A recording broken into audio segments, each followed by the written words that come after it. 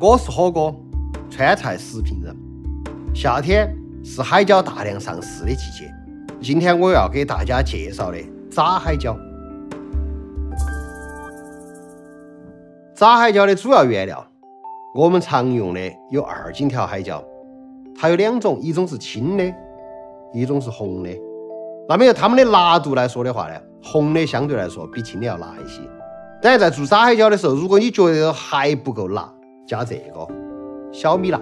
不是辣又咋办呢？还是很简单，你用甜椒来做也是可以的。那么下头我们来介绍一下用啥子来炸这个海椒。至于说我们今天要用到的4种原料，这个是普通的饭米，用普通话来说这个叫鲜米，这个就是糯米，这四川话叫酒米，这个是玉米渣渣，这个是小米。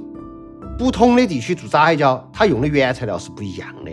就像比如说我们四川地区，像贵州、云南，我们用的最多的是这种饭米和糯米这种混合。在重庆、湖南、湖北地区呢，用的最多的是玉米渣。这种小米来做炸海椒用的人不多，别有风味，大家也可以试一下。走遍天下离不开钱，山珍海味离不开盐。今天我们做的炸海椒同样离不开这个最重要的调辅料盐。我们加盐的比例大概是在总的原辅料的基础上的15%到20%。如果你盐味不够，那么很有可能这个炸海椒它就会坏掉。那么如果你的盐味太重了，那么你说它会影响它的发酵。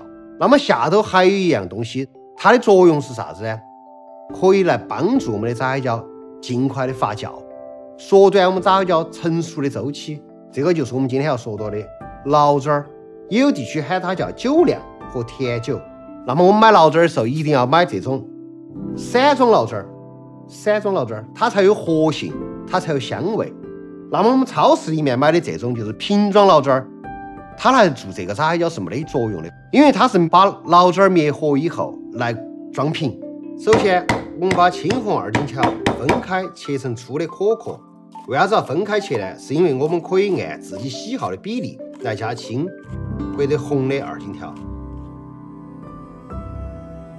接着往青海椒和红海椒里头加入盐和醪糟籽，加好了以后把它拌匀净。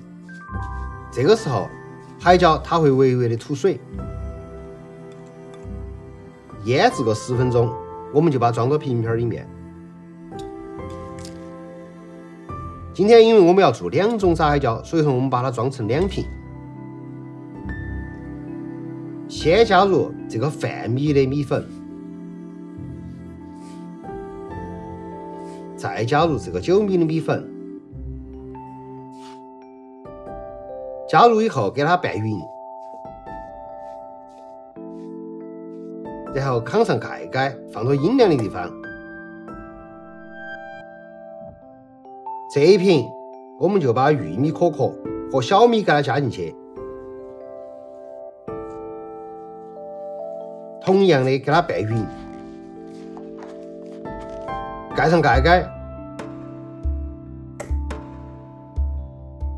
，15天左右就可以吃了。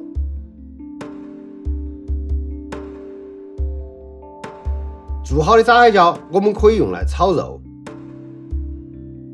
可以用来做蒸菜，还可以用来煎来吃、炒来吃。总而言之，不管咋个吃都好吃。